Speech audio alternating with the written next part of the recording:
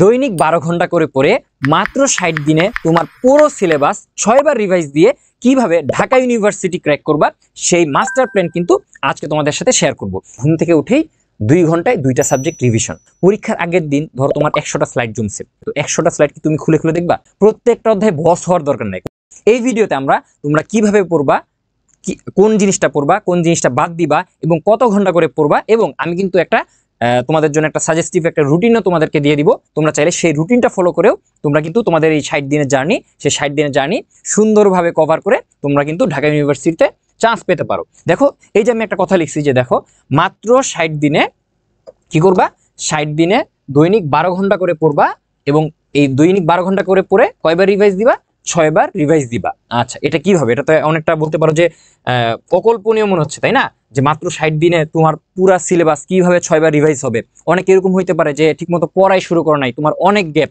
তো এই গ্যাপগুলো তোমরা কিভাবে শেষ করবা সেটা আমি বলবো। তো দেখো, আমি একটা সিরিয়াল সাজাইছি যে প্রথম 45 দিনে 2 বার রিভাইজ দিব, পরবর্তী 10 দিনে আরো 2 বার রিভাইজ দিব, পরবর্তী 4 দিনে আরো একবার রিভাইজ দিব এবং শেষ দিনে মানে পরীক্ষার আগের দিনে কিন্তু আরেকবার রিভাইজ দিব পুরো সিলেবাস। দেখো আমরা কিভাবে পড়বো। তো আমার প্রথমে দেখো যে প্রথম 45 দিনে 2 বার রিভাইজ দিতে হবে। এখন তুমি বলতে পারো, ভাই আমার তো ক্লাসই হয় নাই, আমি কিভাবে রিভাইজ দিব? এই জিনিসটাই তোমাদেরকে বলতেছি। তুমি তো তোমার যেখানে ভর্তি হচ্ছে, ভর্তি আসছো না কেন সব জায়গায় তোমার কি হচ্ছে? ক্লাস হচ্ছে। তো এই ক্লাসটা তুমি করবা, ক্লাসের পড়া ক্লাসে শেষ করবা, ঠিক আছে? তোমাদের সবাইকে কিন্তু কি করবে যে যেখানেই পড়ো না কেন তোমাদের কিন্তু এই সিলেবাসটা শেষ করে দিবে। তো যার সাথেই থাকো না কেন তোমার সিলেবাস শেষ হবে। তুমি কি করবা? 45 দিনে 2 বার করে রিভাইজ দিবা। কিভাবে রিভাইজ দিবা? প্রতিদিন যখনই উঠো, ধরো তুমি সকালে উঠো বা দুপুরে উঠো, যখনই উঠো একদম ফ্রেশ মাথায় 2টা ঘন্টা তোমার কি করতে হবে? রিভাইজ দিতে হবে। কি করবা? 2 ঘন্টা তোমার রিভাইজ দিতে হবে। তো 2 ঘন্টায় কি করবা? 2 ঘন্টায় ডেইলি 2টা করে সাবজেক্ট রিভাইজ দিবা। তাহলে তোমার ডেইলি যদি 2টা করে সাবজেক্ট রিভাইজ দাও তাহলে কি 45 দিনে 2 বার রিভাইজ হবে। কিভাবে হবে? এখন তুমি বলতে পারো যে ডেইলি 2 ঘন্টায় 2টা সাবজেক্ট কিভাবে রিভাইজ দিব। এজন্য তুমি একটা স্ট্র্যাটেজি ফলো করতে পারো যে একটা কঠিন সাবজেক্ট, একটা সহজ সাবজেক্ট তোমার প্রেক্ষিতে। ধরো আমি বললাম যে সাপোজ যে তুমি ম্যাথের সাথে রিভাইজ দিবা হচ্ছে জীববিজ্ঞান আর পদার্থের সাথে রসায়ন, ঠিক আছে? আচ্ছা, তাহলে তুমি যদি 2 ঘন্টায় 2টা করে সাবজেক্ট রিভাইজ দিতে চাও, তাহলে আমি সাপোজ ধরো যে ম্যাথের জন্য এই যে আমার 120 মিনিট, 2 ঘন্টায় আমি ম্যাথের জন্য সময় দিলাম 1 ঘন্টা 20 মিনিট বা 80 মিনিট, ঠিক আছে? 80 মিনিট আমি সময় দিলাম, 80 মিনিট। আর জীববিজ্ঞানের জন্য আমি সময় দিলাম 40 মিনিট। জাস্ট হচ্ছে রিভাইজ। এখন তুমি বলতে পারো আমার তো কিছুই পড়া হয় নাই, ঠিক আছে? বা আবছা পড়া হয়েছে। যতটুকু পড়া হয়েছে ততটুকুই তুমি জাস্ট একবার দেখে যাও, ঠিক আছে? একবার জাস্ট দেখে যাও, তোমার বোঝার দরকার নেই। তুমি যদি প্রথমবার রিভাইজ দিতে যে খুব একটা ভালো না বুঝো, সমস্যা নাই, তুমি কি করো? জাস্ট হচ্ছে বুলায় যাও, চোখ বুলায় যাও, ঠিক আছে? যদি তোমার ক্লাস নাও হয় সেক্ষেত্রে কি, পরবর্তী দিন যখন তুমি ক্লাসে যাবা তখন কিন্তু তোমার পড়াটা বুঝতে ইজি হবে। এই জন্যই তুমি জাস্ট ওভারলুক করে যাও। আচ্ছা, পদার্থবিজ্ঞান কি করবা? পদার্থবিজ্ঞান এরকম করতে পারো যে 70 মিনিট পদার্থবিজ্ঞান আর হচ্ছে 50 মিনিট রসায়ন। এটা হচ্ছে আমার পার্সপেক্টিভে আমি বলছি। তুমি তোমার মতো কি 2 ঘন্টায় 2টা চ্যাপ্টার রিভাইজ দিবা, 2টা সাবজেক্টের 2টা চ্যাপ্টার রিভাইজ দিবা। আর এইখানে গেল কতক্ষণ? সকালে বা বলতে পারো যদি দুপুরে 10টার সময় ঘুম থেকে উঠছো, 2 ঘন্টা কিন্তু তোমার চলে গেছে। বাকি সময়টা তুমি কি করবা? বাকি সময়টা তোমার যে কোচিং আছে বা তোমার যেই প্ল্যাটফর্মে তুমি কোচিং করো, অফলাইন অনলাইন, সেখানে ক্লাস করবা, ক্লাসে পড়াটা শেষ করবা। এখন এই ক্লাসে পড়াটা শেষ করতে যতক্ষণ লাগে ততক্ষণই তুমি এটা শেষ করবা। আর চাইলে আমি যে 12 ঘন্টার রুটিন দেখাই দিব, সে 12 ঘন্টার রুটিনও কিন্তু তুমি ফলো করতে পারো। আর অবশ্যই ডেইলি কি করবা? এক্সাম দিবা, ঠিক আছে? এক্সাম দিবা। অবশ্যই কি করবা? অনুশীলনীর প্রশ্ন সলভ করবা। আর হচ্ছে বিগত সালের কোশ্চেন এক্সাম দিবা, ঠিক আছে? বিগত সালের কোশ্চেন সলভ করবা বা এক্সাম দিবা, বিগত সালের প্রশ্ন এগুলো দেখবা, প্লাস হচ্ছে কি দিবা? এক্সাম দিবা, ঠিক আছে? এই 3টা জিনিস যাতে মিস না হয়, যত যাই করো এই 3টা জিনিস যাতে কোনোভাবেই মিস না হয়। আচ্ছা, তাহলে আমি কি দেখলাম যে প্রথম 45 দিনে আমি ডেইলি সকালে উঠে 2টা সাবজেক্ট আমি রিভাইজ দিচ্ছি 2 ঘন্টায়, এবং রাতে বা ঘুমানোর আগে বা যে কোনো সময় তোমার পড়া শেষে এটা কি ডেইলি তোমার যেই কোচিংয়ে যেই সাবজেক্টটা পড়াইছে, ধরো তুমি প্রথম দিন কি করলা? ম্যাট্রিক্স তুমি রিভাইজ দিলা, ঠিক আছে? ম্যাট্রিক্স তোমার মোটামুটি পড়া আছে, এইচএসসিতে পড়া হালকা পাতলা, ওইটাই তুমি জাস্ট খাতাটা খুলে কয়েকটা ম্যাথ করলা, যেগুলো খুবই কঠিন এগুলো একটু দেখলা, আর যেগুলো পারতেছো জাস্ট সূত্র বসালে হয়ে যাচ্ছে এরকম ম্যাথ তুমি কিছু দেখলা, আর কি জীববিজ্ঞানের একটা চ্যাপ্টার কি জাস্ট ওভারলুক করে গেলা, দাগানো বইয়ের যে দাগানো লাইনগুলো এগুলো ওভারলুক করে গেলা। ঠিক ফিজিক্সের ক্ষেত্রে দাগানো বইটা একটু দেখলা, আর হচ্ছে কিছু ম্যাথ করলা, যেগুলো তোমার মনে থাকে না এগুলো একটু ম্যাথ করলা, যে সাবজেক্টগুলো তোমার পড়ানো হয়েছে বা যে অধ্যায়গুলো তোমার পড়ানো হয়েছে। রসায়নের ক্ষেত্রেও ঠিক সেম, ঠিক আছে, এমন কিছু না যে আহামরি তোমার বুঝতেই হবে, জাস্ট হচ্ছে তুমি ওভারলুক করে যাও, ওভারলুক করতে করতে কি মাথায় দেখবা কি প্রত্যেকটা জিনিস তোমার চোখের সামনে ভাসতেছে, ঠিক আছে, এই ভাষাটা খুবই জরুরি। আর দিনের শেষ ভাগে বা যে কোনো সময় তোমার যে ডেইলি তোমার কোচিংয়ে যেই জিনিসটা পড়াচ্ছে সেই জিনিসের উপর অবশ্যই সেটার অনুশীলনের প্রশ্ন সলভ করবা, বিগত সালের প্রশ্ন সলভ করবা, এবং ওই চ্যাপ্টারের উপর যে এক্সামটা দিচ্ছে সেই এক্সামটাতে অ্যাটেন্ড করবা, ঠিক আছে। আচ্ছা, এটা গেল কি আমাদের প্রথম 45 দিনে তুমি 2বার কিভাবে শেষ করবা, এটা আমি রুটিন ওয়াইজে তোমাদেরকে শেয়ার করে দিব। দেখো, এরপর হচ্ছে পরবর্তী 10 দিনে 2বার তুমি কি করবা, রিভাইজ দিবা। কি করবা, 2বার রিভাইজ দিবা, ঠিক আছে। পরবর্তী 10 দিনে তুমি কিভাবে 2বার রিভাইজ দিবা সেটা আমি দেখাচ্ছি, দেখো। আচ্ছা, এটা গেল কি প্রথম 45 দিনে তুমি কি করবা। এখন তুমি বলতে পারো ভাই আমার তো অধ্যায় আছে কয়টা, 48টা অধ্যায় আছে, 48টা আমি 45 দিনে কিভাবে শেষ করবো। এখন দেখো, বায়োলজির কিছু কিছু অধ্যায় আছে যেগুলো কি একদিনে 3টা পড়া যায়, ঠিক আছে, একদিনে 3টা পড়া যায়, ওগুলা তুমি এইভাবে কভার করে নিবা। জাস্ট একদিন একটু চাপ নিয়ে তুমি কি করলা, যে নগ্নবীজি এবং আবৃতবীজি উদ্ভিদ, টিস্যু এবং টিস্যুতন্ত্র, জেনেটিক্স একদিনে পড়ে ফেললা, তাই না, বা বলতে পারো জিনতত্ত্ব বিবর্তন একদিনে পড়ে ফেললা, শেষ। পরবর্তী 10 দিনে তুমি 2বার রিভাইজ দিবা, কিন্তু এইবার রিভাইজটা একটু ইউনিক হবে। কিরকম, ধরো তুমি মনে করো যে তোমার ম্যাথে একটু বেশি সমস্যা, তুমি এই 10 দিনে তুমি ভাগ করলা যে ম্যাথে তুমি সময় দিবা হচ্ছে কয়দিন, ধরো 4 দিন, 4 দিন হচ্ছে ম্যাথ। আচ্ছা, 4 দিন দেখি, 4 দিন। তারপরে ধরো তুমি 2 দিন দিলা ফিজিক্স, 2 দিন দিলা কেমিস্ট্রি, আর 2 দিন দিলা বায়োলজি, বা তোমার মতো, ঠিক আছে। এই 45 দিন পড়ার পর তোমার যে জিনিসটা মনে হবে যে বেশি কঠিন লাগতেছে সেই জিনিসের উপর তুমি একটু বেশি সময় দিলা। কিন্তু এতদিন তুমি কি করতা, যে 2 সাবজেক্ট করে রিভাইজ দিতা। এখন যেহেতু তোমার পরীক্ষার হলে 4টা সাবজেক্ট থেকেই প্রশ্ন আসবে এবং সাইমালটেনিয়াসলি প্রশ্ন আসবে, এই জন্য তোমার কি করতে হবে, এই প্রত্যেকটা দিন ডেইলি, এটা তো মেইন তুমি পড়াই ডেইলি। ধরো ম্যাথ হচ্ছে ফার্স্ট পেপারের জন্য 2 দিন রাখলা, সেকেন্ড পেপারের জন্য 2 দিন রাখলা, এইভাবে তুমি শেষ করবা। আর সাথে তুমি রিভাইজ দিবা 3টা করে। ধরো যেদিন ম্যাথ পড়বা সেদিন ফিজিক্স, কেমিস্ট্রি, বায়োলজি অবশ্যই রিভাইজ দিবা। তাহলে তুমি ধরলা যে 1 ঘন্টা করে টোটাল 3টা সাবজেক্ট তুমি 3 ঘন্টা রিভাইজ দিবা, 3 আওয়ার তুমি হচ্ছে রিভাইজ দিবা।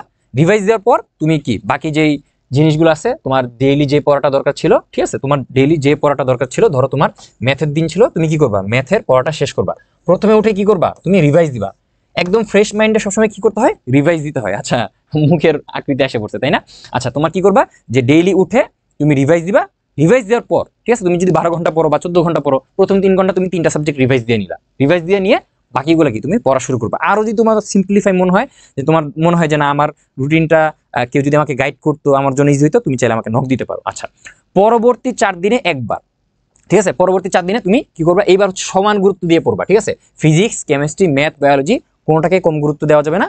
ডেইলি কি করবা, তুমি একদিন বসে একটা করে সাবজেক্ট শেষ করবা, ঠিক আছে। আর শেষ দিন, যেদিন হচ্ছে তোমার পরীক্ষা, ধরো তোমার 20 তারিখ পরীক্ষা, 20 তারিখ পরীক্ষা হলে 19 তারিখ তুমি কি করবা, তোমার যত নোট আছে, ঠিক আছে, সবগুলা নোট খুলে একবার করে, বা যে দাগানো বই পড়ছো বা যে নোট করছো বা যে স্লাইড পড়ছো সেই স্লাইডগুলো খুলে জাস্ট হচ্ছে তুমি কি একবার ওভারলুক করে যাবা, প্রত্যেকটা জিনিস হালকা করে। জাস্ট হচ্ছে সূত্রগুলা, যেমন ম্যাথের সূত্রগুলা, ফিজিক্সের সূত্রগুলা, কেমিস্ট্রির কিছু ইম্পর্টেন্ট টপিকগুলা বা বায়োলজির কিছু ইম্পর্টেন্ট যেগুলো তুমি ভুলে যাও এগুলোকে একবার ওভারলুক করবা। তাইলে কিন্তু আমার 60 দিনে 6বার রিভাইজ হয়ে গেছে। এবার আমি দেখাবো যে তোমার কি কি পড়তে হবে, কি কি বাদ দিতে হবে, এই জিনিসগুলো আমি তোমাকে দেখাবো যে কি পড়বো। এটা সবচেয়ে বেশি ইম্পর্টেন্ট। এই 45 দিন তুমি এত কিছু পড়তে পারবা না। তোমার কি করতে হবে, অবশ্যই প্রশ্ন ব্যাংকটা দেখতে হবে। প্রশ্ন ব্যাংকের শুরুতেই কিন্তু অ্যানালাইসিস দেওয়া থাকে, অথবা আমাদের প্রত্যেকটা ক্লাসে কিন্তু আমরা অ্যানালাইসিস করে দিই, প্রশ্ন ব্যাংক অ্যানালাইসিস করে দিই, এবং কি টপিক অ্যানালাইসিস করে দিই।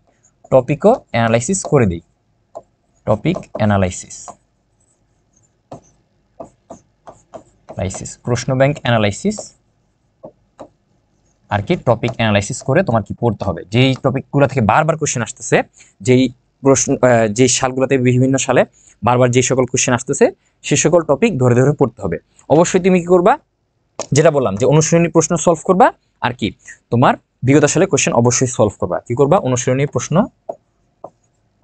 অনুশীলনী, এটা বারবার বলতেছি, অনুশীলনী প্লাস বিগত বছরের কোশ্চেন। এখন তুমি বলতে পারো যে কোন কোন বই করতে হবে। জাস্ট তোমার যে মেইন বুক বলতে তোমরা যেটা বুঝো, ফিজিক্সের জন্য ইসাক স্যার, কেমিস্ট্রির জন্য হাজারি স্যার, এবং বায়োলজির জন্য first paper Abul Hasan sir, এবং সেকেন্ড পেপার কি গাজী আজমল স্যার। ওনাদের বই পড়লেই মোটামুটি হয়ে যাবে, ঠিক আছে। আর এক্সট্রা রাইটার থেকে যদি কোনো কোশ্চেন আসে, এটা তোমার দরকার নেই, জাস্ট হয়তো একটা দুইটা কোশ্চেন আসবে প্রতি বছর। এইগুলোর জন্য কি তোমার নতুন করে কোনো একটা বইয়ের এক্সট্রা ইনফো পড়ার আমি মনে করি না কোনো দরকার আছে, ঠিক আছে। আচ্ছা, গেল। এবার হচ্ছে তুমি যে 12 ঘন্টা পড়বা, 12 ঘন্টা পড়ার একটা সুন্দর একটা তোমাকে আমি রুটিন শেয়ার করি।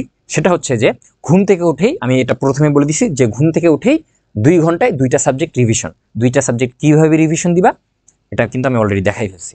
তারপরে কি ক্লাস 3 ঘন্টা, ধরো তোমার আজকে ক্লাস আছে, ধরো সরলরেখা 3 ঘন্টা ক্লাস, তুমি সরলরেখা 3 ঘন্টা ক্লাস করলা, এবং ক্লাসে পড়াটা শেষ করতে ধরো তোমার সময় লাগলো 5 ঘন্টা, ঠিক আছে। তোমাকে অনেকগুলো ম্যাথ দিল বা বায়োলজি দিল, ঠিক আছে। তোমার যদি মনে হয় যে না, আমি পড়াটা হচ্ছে 3 ঘন্টা ক্লাস করছি এবং আমি পড়াটা হচ্ছে 3 ঘন্টায় শেষ করছি বা 4 ঘন্টা শেষ করছি, বাকি 1 ঘন্টা তুমি অন্য একটা সাবজেক্ট চাইলে পড়তে পারো, ঠিক আছে। যে সাবজেক্টে তোমার সমস্যা, এটা তুমি, তোমার দরকার, এটা তো আমি জানি না যে তোমার কি কি জায়গায় সমস্যা, তুমি ওইভাবে পড়বা। যেমন বায়োলজি পড়লে কিন্তু এত সময় লাগে না, বায়োলজি ধরো 2 ঘন্টার ক্লাস করলা, আর 2 ঘন্টা পড়লে কি মোটামুটি হয়ে যায়, ঠিক আছে।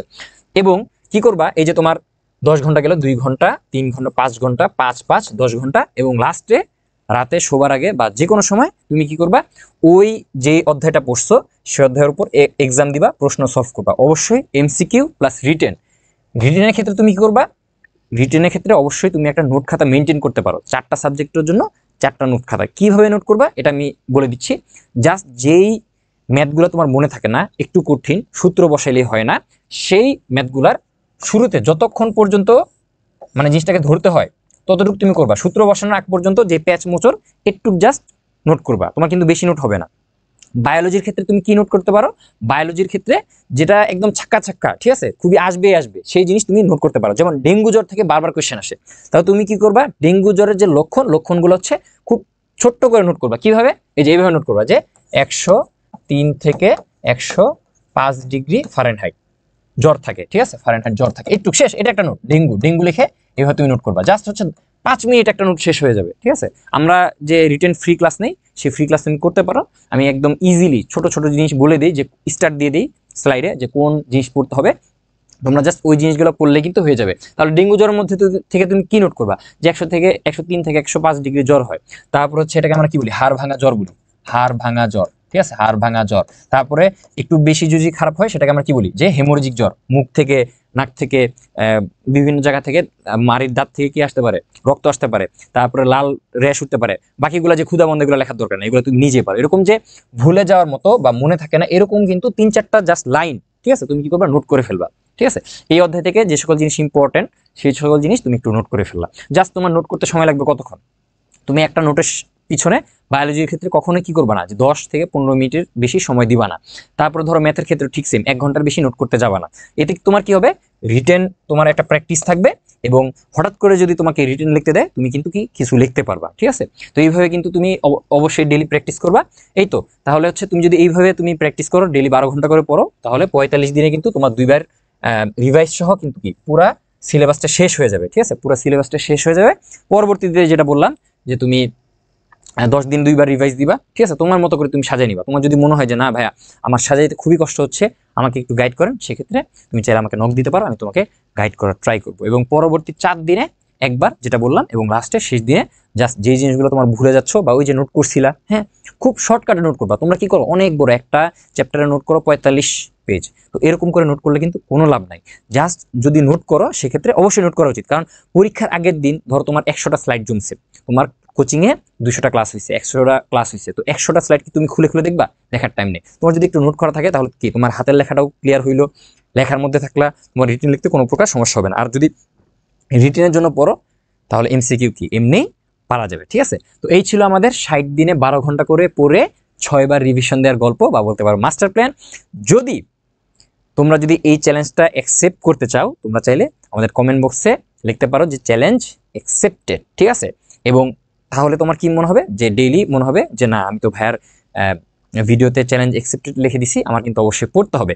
এবং এর মধ্যে থেকে যারা হচ্ছে চান্স পাবা, হ্যাঁ, আর ঢাবি নিয়ে তো চিন্তা করার কিছু নেই। ঢাবিতে মোটামুটি যদি তোমার সিরিয়াল 5,000-এর মধ্যেও থাকে, ঠিক আছে, 5,000-এর মধ্যেও থাকে, তাহলে কি তোমার একটা সিট আসার চান্স আছে। আর তুমি এখন বলতে পারো যে 1.5 লক্ষ পোলাপান পরীক্ষা দিবে, 5,000 মানুষ চান্স পাবে, তাহলে আমি কিভাবে পাবো? দেখো, এই 1.5 লক্ষ মানুষ যে পরীক্ষা দিবে, এর মধ্যে সিরিয়াসলি পরে কয়জন, দেখো তো, এই যে বিভিন্ন এক্সাম বেচে যে পরীক্ষা হয়, কয়জন র্যাঙ্ক করতে পারে?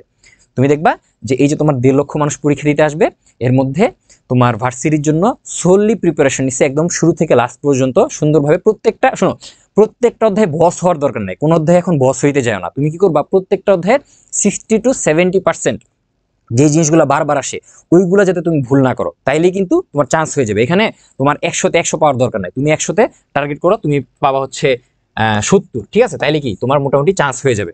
তুমি কি করবা, যে এই যে তুমি 70% মার্ক পাইতেছো, এটাই কি তোমার জন্য এনাফ। আর যে সকল প্রশ্ন দেখবা যে বিগত সালে আসছে অনেক কঠিন, এটা আর কোনো সালে আসে নাই, একবারে আসছিল আর কোনো সালে আসে নাই, তার মানে কি ওগুলো হচ্ছে তোমাকে আটকায় দেওয়ার জন্য কোশ্চেন করছিল। যেমন কি গিনিপিগের দাঁত কয়টা, এটা একবার আসছিল, তো এটা কি একটা অ্যাটিপিক্যাল কোশ্চেন, এরকম কোশ্চেন দেখতে আসবে। এই জন্য কি তুমি কি পুরো গিনিপিগ পড়তে যাবা? গিনিপিগ পড়ার কোনো দরকার নাই, ঠিক আছে। তো ওই যে প্রথম পত্রে, দ্বিতীয় পত্রের প্রথম চ্যাপ্টার কিন্তু আছে, দেখবা যে ব্যবহারিক অংশে গিনিপিগ আছে, এগুলো পড়ার দরকার নাই। তাহলে যে জিনিসগুলো প্রত্যেকবার আসতেছে সেগুলো যাতে ভুল না করো, সহজ জিনিস যাতে ভুল না করো, সেই টেন্ডেন্সি রাখবা।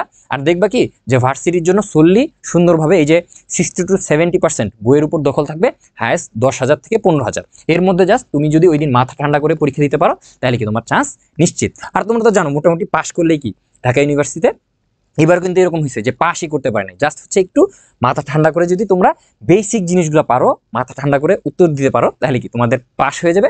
পাস হয়ে গেলে কি সরাসরি চান্স ঢাকা ইউনিভার্সিটিতে, তোমরা হচ্ছে আমাদেরকে দাওয়াত দিবা, আমরা যে তোমাদের সাথে দেখা করব।